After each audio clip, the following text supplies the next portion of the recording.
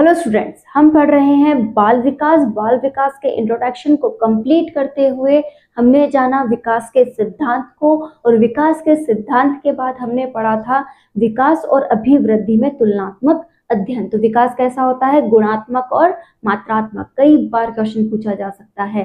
कैसा है? व्यापक। 3 शब्द विकास को ध्यान में रखने हैं, मात्रात्मक, गुणात्मक और व्यापक। कई बार इन तीनों वर्ड्स पर क्वेश्चन आया हुआ है, ध्यान में रखें। उसके बाद ही हमने देखा था कि विकास को प्रभावित करने वाले कारक, और उसमें हमने किसे देखा है? वंशानुक्रम और वातावरण, क्योंकि 2 की प्रायोरिटी अधिक है जो सबसे अधिक प्रभावित करते हैं। पहला है वंशानुक्रम और दूसरा है वातावरण। वंशानुक्रम हमने स्टार्ट कर दिया था और सबसे पहले वंशानुक्रम की प्रक्रिया को समझ लिया था कि किस प्रकार से माता पिता की विशेषताएं संतान में स्थानांतरित होती हैं। उन्हें आप ध्यान से पढ़ लीजिएगा कि 46 गुणसूत्र कैसे आए, और उसके बाद अगर गुणसूत्र कम हो तो क्या होगा, गुणसूत्र अधिक हो तो क्या होगा, क्या है प्रोसेस, सारी आपके सामने है, आप उसे ध्यान से पढ़ें। फिर हमने एक और इम्पोर्टेंट टॉपिक को पढ़ा था, वंशानुकरण के नियम या सिद्धांत। ठीक है, उसमें पहला ही नियम हमने पढ़ा था बीज कोश की निरंतरता का नियम। किसने दिया है? बीज मैन ने दिया है। और वो क्या कहते हैं कि जो बीज द्रव्य है या फिर हम जीव द्रव्य जिसे कह सकते हैं, वो एक पीढ़ी से दूसरी पीढ़ी में स्थानांतरित होता रहता है, यानी कि पीढ़ी दर पीढ़ी चलता रहता है। तो ये जो पॉइंट उन्होंने कहा, इसके लिए उन्होंने एक प्रयोग किया कि चूहों की बार बार उन्होंने पूंछ काटी और उनके जो संतान उत्पन्न थी उसे देखा, तो पाया कि इनकी जो संतानें हैं वो बिना पूंछ के उत्पन्न नहीं हुई है, कि जो इनकी संतानें हैं वो बिना पूंछ के उत्पन्न नहीं हुई है, वो पूंछ युक्त है। तो ये पॉइंट इन्होंने रखा और बताया कि ये जो हो रहा है वो जीव द्रव्य की वजह से हो रहा है। एक और पॉइंट यहाँ निकल कर आता है कि जो बीजमैन थे उन्होंने अपने इस प्रयोग के दौरान एक बात कही कि जो अर्जित गुण हैं वो असंचरित रहते हैं। जैसे पूंछ काटने के बाद भी पूंछ युक्त चूहे उत्पन्न हुए हैं, इससे जो अर्जित गुण था पूंछ कटी होना वो पाया नहीं गया, यानी कि अर्जित जो गुण होते हैं उनमें असंचरण पाया जाता है। तो इसका जस्ट अपोजिट है, लेकिन आपको ध्यान में रखना है कि जो बीजमैन है उन्होंने असंचरण का समर्थन किया है। नेक्स्ट हमने पढ़ा था समानता का नियम, कि जैसे माता पिता वैसी संतान। ठीक है, तो ये आपको ध्यान में रखना है। समानता का नियम किसने दिया था? सोरेनसन ने दिया था, ये आपको क्लियर होना चाहिए। थर्ड हमने पढ़ा था विभिन्नता का नियम, कि उसमें थोड़ी बहुत विभिन्नता हो, कि कुछ पॉइंट्स पर उनमें विभिन्नता देखने को मिलती है। फोर्थ हमने पढ़ा था प्रत्यागमन का नियम। प्रत्यागमन के नियम को विपरीतता का नियम भी कहते हैं, कि जो माता पिता हैं उसके जस्ट अपोजिट संतान होना। जो पिछली क्लास का वीडियो हमारा गया है उसमें बाय मिस्टेक 2 जो नियम है वो एक जगह हो गए हैं। प्रत्यागमन की तो थ्योरी है और अर्जित वाले का एग्जाम्पल है, तो प्लीज कंफ्यूज ना हो। मैं आपको इतना बता दूं कि जो प्रत्यागमन वाला है उसकी थ्योरी इस प्रकार से वहां बोली गई है कि उनका एकदम विपरीत होना, कि माता पिता जैसे हैं उसके जस्ट अपोजिट संतान का होना ही क्या है? प्रत्यागमन या विपरीतता का नियम है। जबकि जो अर्जित गुणों के संचरण का नियम है उसमें जिराफ का एग्जाम्पल लेते हुए ये क्लियर किया गया है कि जिराफ ने किस प्रकार से पत्तियों खाने के लिए क्या किया है, अपनी गर्दन में विकास किया था, और वही विकास उसकी आने वाली पीढ़ियों में देखने को मिला है। तो जो ये जो नियम था वो अर्जित गुणों का था, कि किस प्रकार से गुण अर्जित हुए और उनका संचरण आने वाली पीढ़ी की ओर हो गया। तो अर्जित गुणों के संचरण का नियम क्या कहता है कि गुणों का संचरण एक पीढ़ी से दूसरी पीढ़ी में होता रहता है, जो माता पिता अर्जित करते हैं। ठीक है, तो ये बातें आपको ध्यान में रखनी है। उसके बाद हमने पढ़ी थी मेंडल की थ्योरी, और मेंडल ने हमें बताया था कि किस प्रकार से मटर पर उन्होंने प्रयोग किया है। हमने पूरा प्रयोग समझा था कि किस प्रकार से लंबे मटर और जो बोने मटर थे उनमें हमने क्रॉस करवाया तो शंकर मटर मिला, और शंकर मटर से हमें 4 संतति मिली, जो एकदम लंबी थी, 2 शंकर थी और एक कद में छोटी थी।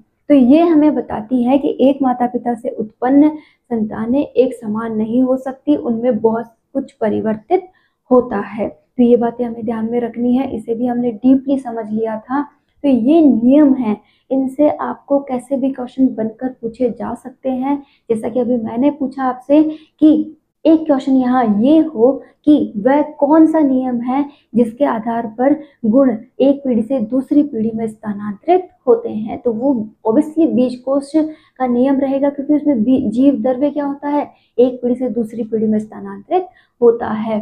कि वह कौन सा नियम है जिसके अकॉर्डिंग आप अर्जित गुणों का संचरण कर सकते हो, तो वो ऑब्वियसली अर्जित गुणों के संचरण का ही नियम है। कि माता पिता के समान ही संतान उत्पन्न हो रही है, समानता का नियम है।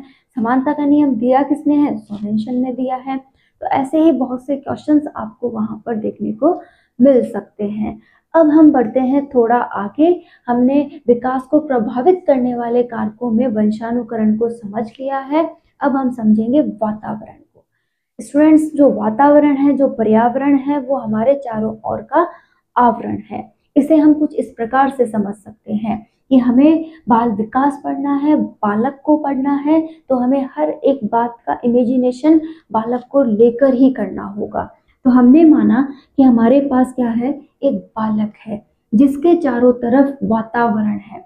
अब इस वातावरण में कौन कौन उसके चारों तरफ है, उसका परिवार है, उसका विद्यालय है, उसका भौतिक आवरण है, उसको मनोवैज्ञानिक आवरण है, जनसंचार साधन है उसके चारों तरफ, सांस्कृतिक वातावरण है। इस प्रकार से उसको चारों तरफ से हर किसी ने घेरा हुआ है। तो वो जो घेराव है वो उस पर किस प्रकार का प्रभाव डाल रहा है, वो कितना पॉजिटिव है, कितना नेगेटिव है, उसमें कहाँ परिवर्तन की जरूरत है, या फिर वो किस प्रकार से उसे अपने अकॉर्डिंग ढाल रहा है, हमें हर एक बिंदु पर चर्चा करनी है। मैंने हर बार आपसे ये कहा है कि मनोविज्ञान एक ऐसा पॉइंट है जिसे आप जितना अपने ऊपर अप्लाई करके समझोगे उतना ही बेस्ट आपको समझ में आएगा। ये आपके अंदर एक नई पर्सनैलिटी को डेवलप करेगा, जो हर एक बिंदु पर विचार करती है, चाहे वो नेगेटिव हो चाहे वो एक पॉजिटिव बिंदु हो। ये आपके सोचने की कैपेसिटी को बदलती है, आपके माइंड के जो द्वार हैं, जो बंद हैं, उन्हें भी खोलती है। तो जब भी आप मनोविज्ञान को पढ़ें, एकदम शार्प माइंडेड होकर पढ़ें और हर एक बिंदु पर जितनी हो सके अपने माइंड को चर्चा करने दें, उस पर विचार करने दें, आपको बहुत अच्छा रिजल्ट मिलेगा। तो अब हमने एक पॉइंट क्लियर कर लिया कि हम पढ़ेंगे क्या क्या, कि वातावरण के ये हिस्से हमें पढ़ने हैं, बहुत डीपली पढ़ने हैं और समझना है किस प्रकार से ये बालक को प्रभावित करते हैं। सबसे पहले बालक जहाँ उत्पन्न हुआ है, जहाँ से उसकी वृद्धि हो रही है, यानी कि पारिवारिक वातावरण, हम उसकी चर्चा करते हैं। जब शिशु परिवार में आता है, नया नया सदस्य है, तो पहला ही जो उसका विद्यालय होता है वो उसका परिवार होता है, जहाँ से वो हर एक बिंदु को सीखता है और उसकी प्रथम गुरु होती है उसकी माता। आज भी आपको कोई भी बात का सही सॉल्यूशन लेना हो तो आप किसके पास जाते हैं, अपनी मम्मा के पास जाते हैं और उनसे अपनी बात रखते हुए पूछते हैं कि मम्मा आज ऐसी बात है, हम क्या करें। तो सबसे सही डिसीजन अगर आपको मिलता है तो अपनी माता से मिलता है, क्योंकि वो क्या है, आपकी प्रथम गुरु हैं। वो चाहती हैं कि उनकी जो संतान है वो हर जो काम करे उसमें उसे सफलता मिले, वो हर एक काम को बेस्ट कर सके। तो आज भी पारिवारिक जो वातावरण है वो हम पर प्रभाव डालता है। और जब भी आप किसी टॉपिक को पढ़ें, वो मनोवैज्ञानिक रिलेटेड है, तो आप अपने ऊपर सोचिएगा कि हाँ, मेरे ऊपर इस टॉपिक ने किस प्रकार से प्रभाव डाला। जैसे आप पारिवारिक वातावरण पढ़ रहे हैं तो सबसे पहले सोचो कि मेरे परिवार ने मुझ पर किस प्रकार का इफेक्ट किया था। ठीक है, उन्हीं बिंदुओं को समझते हुए हमने यहाँ कुछ बिंदु लिखे हैं। बस आज की क्लास आपको समझनी है, अप्लाई करके पढ़नी है। इसमें जितने बिंदु पढ़ाए जा रहे हैं इनको पॉजिटिव एंड नेगेटिव वे देते हुए आपको इन्हें ध्यान से समझना है, और इन पर क्वेश्चन बस अप्लाइड ही बनेंगे कि ऐसा है तो ऐसा क्यों हुआ। ठीक है, तो आपको सिर्फ समझना है। पारिवारिक वातावरण में पहला ही कारण हमने देखा है कि जो बालक पर प्रभाव डालता है, माता पिता का कठोर अनुशासन। आप में से भी अधिकतर स्टूडेंट्स ने देखा होगा कि जो माता पिता है वो एक कठोर अनुशासन का पालन करवाना चाहते हैं। वो चाहते हैं कि बहुत कम उम्र में उनका बच्चा पूरी तरह से नैतिक, सामाजिक और व्यवस्थित हो जाए। वो उसे हर बात पर टोकते हैं, जैसे ऐसे मत चलो, तुम ऐसे मत खेलो, तुम ऐसे मत बनो, तुम ऐसे कपड़े पहनते हो, तुम ऐसे करते हो, तुम्हें ये नहीं करना चाहिए, तुम यहीं बैठ जाओ, तुम खेलने मत जाओ, तुम गंदे हो जाओगे। अरे बच्चा है तो बहुत कुछ उसमें एक्टिविटीज हैं, जो जानना चाहता है, वो कुछ करना चाहता है, वो खेलना चाहता है, उसे खेलने का समय दो। वो पढ़ना, जब उसे पढ़ना होगा वो एक लिमिटेड टाइम में उसे पढ़ेगा, वो एनी टाइम पढ़ नहीं सकता। वो हर काम को अव्यवस्थित करते हुए ही व्यवस्थित करेगा। ठीक है, तो आप एकदम से उम्मीद मत करो कि वो व्यवस्थित कर लेगा। ऐसे ही कुछ बिंदु आपको भी आपकी लाइफ में सोचने हैं कि ये मेरे ऊपर अगर मैं अप्लाई करूं तो किस तरीके से मैं सोचूंगा। हो सकता है आपके साथ ही कभी कठोर व्यवहार किया गया हो सकता है आपके साथ बहुत पोलाइट व्यवहार किया गया हो। तो ये बातें आपको अपने ऊपर अप्लाई करके सोचनी है। तो ये भी क्या है, बच्चों पर प्रभाव डालता है, उनकी मानसिक स्थिति पर प्रभाव डालता है। साथ ही साथ नेक्स्ट आता है माता पिता की अत्यधिक ममता। कि कई पेरेंट्स ऐसे हैं जो अपने संतान को लेकर बहुत ही पजेसिव है, और वो सोचते हैं कि मेरे बच्चे को मैं जितना ज्यादा ऐशो आराम दे सकूं दूंगा। मतलब उसे हर समय हर एक चीज प्रोवाइड करवाना, उसे बाहर खेलने नहीं भेजना, हर समय मतलब प्रोटेक्ट करते रहना कि बच्चा आप ऐसे रहिए, इतनी गर्मी हो रही है, आप धूप में मत जाइए, आप मिट्टी में मत खेलिए, आपको इस चीज से बचना चाहिए, आप इस तरह से पानी पीजिए। मतलब हर एक बात को वो बहुत ध्यान से करते हैं। खाना खुद खिलाना, मतलब उसे कोई कष्ट आने ही नहीं देते।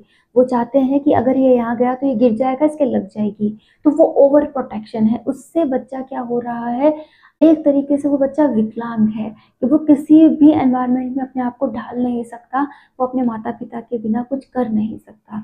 ये तो शाश्वत सत्य है कि जब तक आप चलोगे नहीं, आप पर दुख, आप पर दबाव नहीं आएगा, आप किसी काम को करोगे नहीं, तपोगे नहीं, उसमें से आपको प्रॉफिट नहीं मिलने वाला। तो वो बच्चा कैसा हो जाता है, कमजोर प्रवृत्ति का हो जाता है। वो अपनी बात नहीं रख सकता, दूसरों से अपना कांटेक्ट नहीं स्थापित कर सकता, वो एक तरीके से दब्बू बच्चा बन जाता है। तो ये भी क्या है, बच्चों की मानसिकता पर प्रभाव डालता है। बच्चों को इतनी ही ममता की जरूरत होती है जिससे कि वो बस अपनी जो प्राथमिकता है उन्हें पूरी कर सके, उन्हें एक लगाव मिल सके, वो प्रेम भाव को समझ सके। उसके बाद आप उन्हें छोड़िए, उन्हें अपनी लाइफ को एंजॉय भी करने दीजिए। नेक्स्ट आता है माता पिता के पक्षपातपूर्ण व्यवहार। आप लोगों ने भी देखा होगा कि आप भी कई बहन भाई हैं, या फिर आप अपनी फैमिली में ये चीज नोटिस की हो, पक्षपात देखा जाता है कि एक बच्चे को ज्यादा प्यार और एक बच्चे को कम प्यार। इसमें कई घर ऐसे हैं जहाँ लड़की और लड़के में भी भेदभाव किया जाता है, और कई घर ऐसे हैं जहाँ दो लड़के हैं तो भी भेदभाव होता है।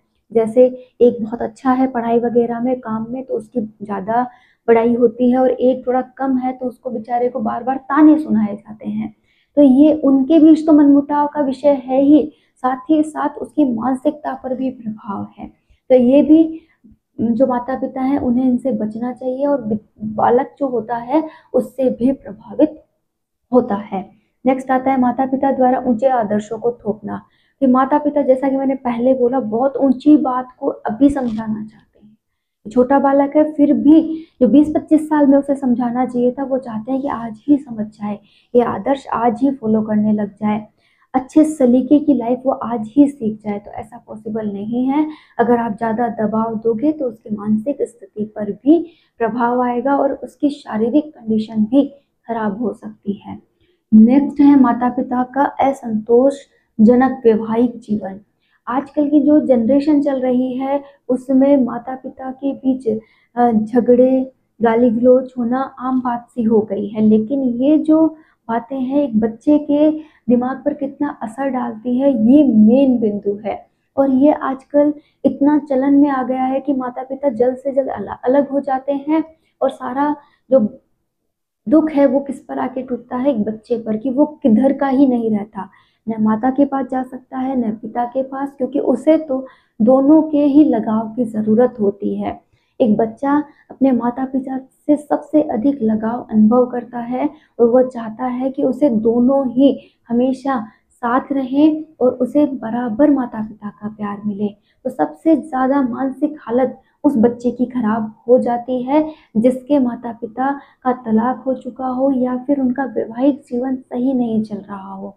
तो जो भी माता-पिता इस प्रकार से अपनी लाइफ में जी रहे हैं, उन्हें अपने बच्चे को लेकर ज़रूर सोचना चाहिए कि उनके बच्चे पर कितना बुरा प्रभाव आ रहा है। जो भी बातें हैं वो अपने तक रखें, अपने बच्चे को दोनों मिलकर प्यार दें। साथ ही है जन्म कर्म, ज़रूरी है कि घर में 4 बच्चे हैं तो जो बड़ा बच्चा होगा उसके विकास में, जो उसका विकास था उसमें जो समय लगा था, वो आने वाली संतान के विकास में नहीं लगेगा, क्योंकि जब घर में दूसरा बच्चा होता है तो आने वाला बच्चा उसी से सीख लेता है बहुत कुछ। जैसे कि एक बच्चा घर में है ऑलरेडी 4-5 साल का, और अभी जो बेबी है 1.5-2 साल का, वो क्या करेगा, उसका अनुसरण करेगा कि वो क्या करता है, वो कैसे खेलता है, वो कैसे घूमता है, तो वो बहुत जल्द सीख जाएगा। कहने का अर्थ है कि उसके विकास में 4-5 साल लगे थे, वो सारे काम वो 3 से साढ़े 3 साल की उम्र में सीख जाएगा, मतलब टाइम गैप कम लगेगा। इसी तरीके से जन्म कर्म भी बहुत प्रभावित करता है। पोषण, पोषण सबसे अधिक प्रभावित करने वाला विषय है कि आपके फैमिली के आर्थिक हालात कैसे हैं, वो आपको पोषण किस प्रकार का दे रहा है। अगर बहुत अच्छा पोषण मिल रहा है तो शारीरिक विकास बहुत अच्छा, मानसिक विकास बहुत अच्छा, और आपका भी विकास आगे चलकर बहुत अच्छा रहने वाला है। तो ये सभी बातें हैं जो पारिवारिक वातावरण में बच्चे को प्रभावित करती हैं। तो ये हिस्सा हमने क्रॉस कर लिया है, अब हम चल रहे हैं विद्यालय की ओर। तो विद्यालयी वातावरण में जब बालक पहुंचता है, जब एक अच्छा पारिवारिक वातावरण मिल जाए, मतलब सब कुछ व्यवस्थित मिल जाए, घर वाले जो माता पिता थे उनसे अच्छे संस्कार मिल जाए, साथ ही साथ खेलने की व्यवस्था अच्छी मिली हो, हर चीज़ में उनको लगाव मिला हो, बच्चा बहुत अच्छे से विकसित होकर अब विद्यालय जाने लगा है, तो विद्यालय में भी उसे कई जो बाधाएं हैं उनका सामना करना पड़ता है, और अगर ये बाधाएं हट जाए तो बच्चे का बहुत अच्छा विकास हो जाएगा। पहली है भीड़ भरी कक्षाएं, ऐसा तो आजकल रोज हो रहा है, कोचिंग्स में भीड़ हद तोड़ भर देते हैं, 200-300 बच्चे एक साथ बैठते हैं और वहां पर शिक्षण दिया जा रहा है। तो आप ही बताइए वो शिक्षण कहाँ प्रभावी होगा, जबकि कहा गया है कि 40 बच्चे आप लास्ट पढ़ा लो, आराम से पढ़ा पाओगे, आप बहुत अच्छे से उन्हें समझा पाओगे, एक एक बच्चे पर ध्यान दे पाओगे। आज के टाइम बच्चों का टीचर को नाम तक पता नहीं होता है, ये तक पता नहीं होता कि ये मेरा स्टूडेंट है। तो ये भी क्या है, एक बहुत ये भी क्या है, एक बहुत बड़ा बिंदु है। बच्चे इतने ही क्लास में होने चाहिए जिससे कि अध्यापक उन्हें ध्यान से देख सके, उन्हें ऑब्जर्व कर सके कि कौन समझ रहा है, कौन नहीं समझ रहा, किसे मैं कैसे समझाऊं, या फिर मैं इसे और एक्स्ट्रा क्या बता सकता हूं। तो एक एक बच्चे के ऊपर फोकस रहने से वो अध्यापक पूरी लगन के साथ उन्हें पढ़ा पाएगा। नेक्स्ट आता है अध्यापकों द्वारा छात्र की खुली निंदा। एक क्लास में सारे बच्चे टॉपर नहीं हो सकते, कुछ कम भी होते हैं, और अध्यापक जब उस कमजोर बच्चे की बुराई सबके सामने कर देते हैं तो वो बच्चा निंदा का विषय बन जाता है। उनके जाने के बाद भी जो बच्चे हैं उसे चिढ़ाते हैं। इससे क्या होता है, उसकी जो जो लाइफ होती है, जो स्कूलिंग लाइफ होती है, उसमें भी इफेक्ट पड़ता है, और वो मानसिक और शारीरिक दोनों से उससे प्रभावित हो जाता है। पर्याप्त सुविधाओं का अभाव होता है। जो विद्यालय हैं वहाँ पर बैठने की, खाने की, पंखों की, लाइट की, मतलब हर एक चीज़ की असुविधाएं भी देखने को मिलती है। वॉशरूम वगैरह नहीं है, पानी की उचित व्यवस्था नहीं है, तो भी बच्चा वहाँ प्रभावित होता है। शिक्षक के कौशल व व्यक्तित्व का प्रभाव, कई ऐसे शिक्षक होते हैं जो बहुत खड़ूस प्रवृत्ति के होते हैं, अच्छे से बोलते नहीं है, अच्छे से स्माइल तक नहीं आती है, बच्चों को अपने तक आने नहीं देते हैं, बस पढ़ाया और चलते बने। तो ऐसे जो व्यक्ति होते हैं उनके साथ बच्चे अच्छे से कांटेक्ट स्थापित नहीं कर पाते हैं, अपनी जो भी बात है उन तक पहुंचा नहीं पाते हैं, और वो एक अच्छा जो पढ़ाने का तरीका होता है वो स्थापित नहीं हो पाता है। क्योंकि जो आज का टाइम है पढ़ाने के लिए हमें क्या बताया जा रहा है कि दोनों के बीच में मित्रता का व्यवहार होना चाहिए, बच्चे इजीली अपने अध्यापक से बात पूछ सकें, क्वेश्चन पूछ सकें, उसे समझा सकें, तो ऐसा मैत्रिक व्यवहार भी वहाँ पर होना जरूरी है। नेक्स्ट आता है दोषपूर्ण परीक्षा प्रणाली, कि ऐसी परीक्षा प्रणाली बना दी गई है जिसमें बस ग्रेड मिल गए, आप अच्छे टॉपर बन गए तो आप बहुत अच्छे स्टूडेंट हो, आपके चाहे अदर कौशल है या नहीं है, मतलब हर तरीके से दोषारोपण वाली प्रणालियां चल रही हैं। बच्चे का सर्वांगीण विकास हमें करना है। विद्यालय में वैसे ही चहुमुखी विकास होता है। हमें बच्चे की हर एक प्रायोरिटी पर ध्यान देना है कि उसका शारीरिक विकास हो, उसका मानसिक विकास हो, वो खेल में भी अच्छा हो, वो पढ़ने में भी अच्छा हो। मैं ऐसा नहीं कह रही कि वो टॉपर हो, उसे हर एक प्रकार से अपने आप में क्या होना चाहिए, कुशल बनाना होगा। शिक्षण विधियां हमें अच्छी लगानी होगी। जैसे हिंदी पढ़ाते हुए हम साइंस की शिक्षण विधियां वहां नहीं लगा सकते, तो ये भी अध्यापक पर डिपेंड करेगा कि वो कैसी शिक्षण विधियों के माध्यम से बच्चों को पढ़ा रहा है। साथ ही है अनुचित पाठ्यक्रम। ये अनुचित पाठ्यक्रम, जैसे छोटे बच्चे हैं उन्हें पढ़ाना कुछ और चाहिए था और आप पढ़ा कुछ और रहे हो। इसी प्रकार अगर बड़े बच्चे हैं, उन्हें आपने इतना बड़ा लेक्चर दे दिया जो आपकी मानसिकता से तो सही है, लेकिन वो उनकी मानसिकता से क्या है, बहुत अलग है, वो उसे कैच ही नहीं कर पा रहे हैं, तो आपने क्या पढ़ाया। तो हमें हर एक बिंदु को ध्यान में रखना है। पारिवारिक जो शिक्षा होती है, जो परिवार में होती है, वो अनौपचारिक होती है, उसमें किसी भी प्रकार की बाउंडेशन नहीं है। तो इस शिक्षा को हम क्या कहते हैं, अनौपचारिक शिक्षा। यहाँ पर हमें अच्छे से टाइम पे आना बैठना, उसके बाद अच्छे से टाइम के अकॉर्डिंग पढ़ना, मतलब हर एक काम व्यवस्थित होता है। तो ये क्या है, औपचारिक शिक्षा, और ये क्या है, अनौपचारिक शिक्षा। ये दोनों वो पहलू हैं जो हमारे लिए बहुत इंपॉर्टेंट हैं। इन पर बहुत अच्छे क्वेश्चंस बनते हैं, लेकिन ये अप्लाइड होते हैं। बस आपको इन थ्योरीज को समझना है, पॉइंट को याद नहीं करना है। बस इन्हें बार बार सुने, इन्हें बार बार सुनना है, समझने की कोशिश करनी है, याद करने का यहाँ कुछ भी नहीं है। बस आपको ये ध्यान रखना है, पारिवारिक कारक, जब आपको ये अपने आप समझ में आ जाएगा, कुछ बिंदु इसमें ऐसे हैं। वातावरणीय कारक में भी आपको ऐसा ही, विद्यालय वातावरणीय कारक में भी आपको ऐसा ही कुछ करना है कि विद्यालय रिलेटेड आपको नेगेटिव पॉइंट्स को हटाकर पॉजिटिव पॉइंट्स ऐड करने हैं। तो ये बातें आपको समझ आ जाएंगी। देखो, मैंने एक बहुत इंपॉर्टेंट लाइन दे दी है आपको कि जब भी कोई बात आपसे कही जाए, उसके पॉजिटिव नेगेटिव दोनों बातें ले लो। जैसे विद्यालय, विद्यालय में जितनी भी नेगेटिविटी थी उसे हमें हटाना है, और जितनी भी पॉजिटिविटी थी उसे हमें लाना है। तो इन्हीं के आधार पर आप क्वेश्चंस के जवाब दोगे। अगर वहां पर नेगेटिव पॉइंट्स लिखे हैं तो आप सोचिए कि इसको मैं दूर करके कौन सा पॉजिटिव पॉइंट लाऊं, तो वही जवाब हो जाएगा। ठीक है, तो ये जब आप जवाब दोगे तो आपको समझ में बैठेगा कि यहाँ अप्लाइड होना ही जरूरी है। सारे बिंदु आपको याद नहीं करने हैं, समझने भी होते हैं। नेक्स्ट हमारा आता है यहाँ पर भौगोलिक। भौगोलिक से ज़्यादा हमें कुछ ध्यान में नहीं रखना है कि व्यक्ति अगर उच्च अच्छी जलवायु वगैरह में रहता है, जैसे ठंडे इलाकों में रहता है, तो उनकी सोच, मतलब उनकी जो बुद्धि है वो बहुत अच्छी होगी, खान पान बहुत आसान है उन लोगों का, तो उस अकॉर्डिंग उनकी जो गुस्सा करने की प्रवृत्ति वगैरह है वो भी कम होगी। जबकि जो गर्म इलाकों में रहते हैं, खान पान उनका तीखा है, तो वो गुस्सेल प्रवृत्ति के और बुद्धि में भी उनसे कम होंगे। मतलब एक तरीके से क्या है, जलवायु वगैरह, भौतिक प्रदेश वगैरह भी क्या करते हैं, बच्चे को प्रभावित करते हैं, हमें भी प्रभावित करते हैं, क्योंकि हम ही तो बच्चों से बड़े बन के आए हैं। नेक्स्ट है हमारा मनोवैज्ञानिक पक्ष, कि जो मनोवैज्ञानिक वातावरण है वो हमारे लिए बेहद उपयोगी है। कि टीचर को थोड़ा सा भी मनोविज्ञान का ज्ञान होगा तो वो इजीली पहचान जाएगा कि जो बालक है उसका वो कहीं पर उदास क्यों है, उसकी इस तरीके की मानसिक हालत क्यों है, वो बहुत अच्छे से एब्जॉर्ब कर पाएगा। और आजकल के माता पिता को भी इसका ज्ञान होना ज़रूरी है कि उनका बच्चा क्यों उदास है, किस तरीके के डिप्रेशन में है, क्या बात है जो उसे अंदर ही अंदर परेशान कर रही है, वो उससे पोलाइट वे में पूछ सके, उनके साथ अच्छा व्यवहार कर सके। तो आज मनोवैज्ञानिक पक्ष का पता होना बेहद ज़रूरी है। यही वजह है कि अध्यापक को मनोवैज्ञानिक व्यवहार समझाने के लिए मनोविज्ञान पढ़ाया जाता है। ये बाल विकास क्यों पढ़ाया जा रहा है, ताकि आप बालक के विकास को समझ सकें, वो कौन से बिंदु हैं जो उस पर नेगेटिव असर डाल रहे हैं, उन्हें आप समझ सकें। तो जब इतना काम होगा तभी तो आप उसे समझ पाएंगे। नेक्स्ट आता है हमारे पास जनसंचार माध्यम, बहुत इंपॉर्टेंट है।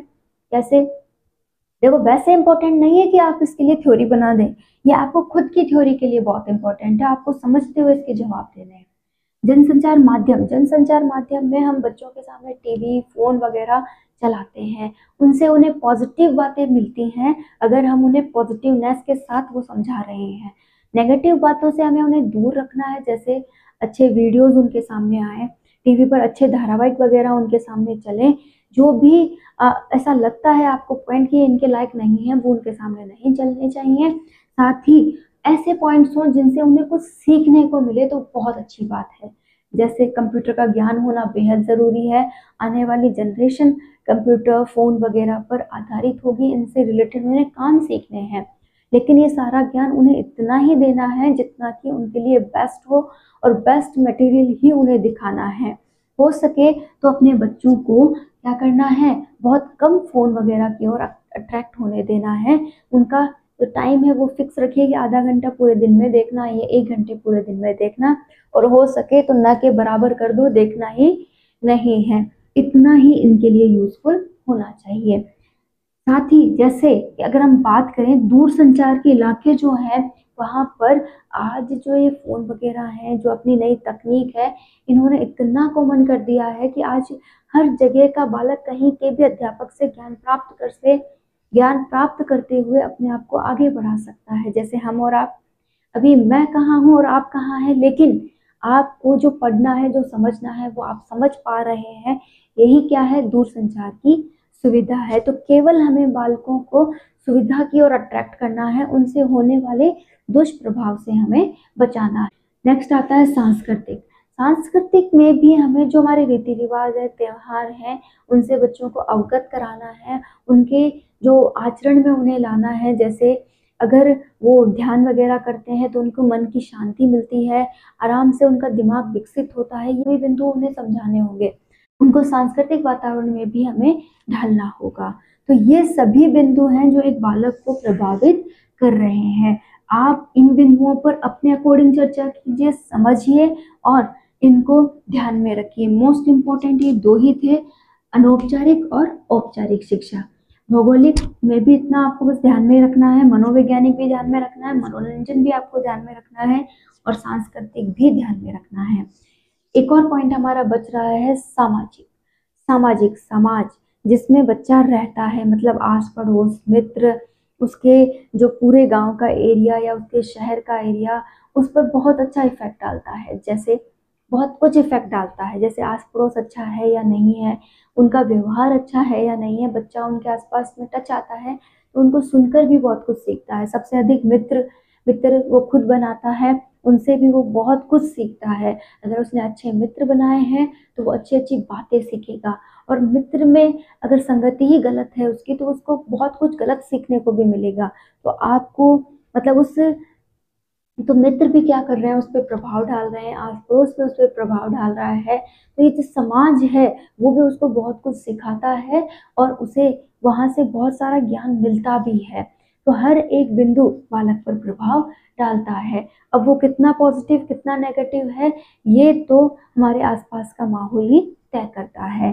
तो आपको बस इन बिंदुओं को ध्यान में रखना है और इन्हें समझना है। तो अब तक हमने जो कारक थे प्रभावित करने वाले उन्हें समझ लिया है। कल हमारा नेक्स्ट टॉपिक रहने वाला है, जो भी हमारी अवस्थाएं हैं उनको हम डीपली पढ़ेंगे। इनसे अधिकतर क्वेश्चंस बनते हैं।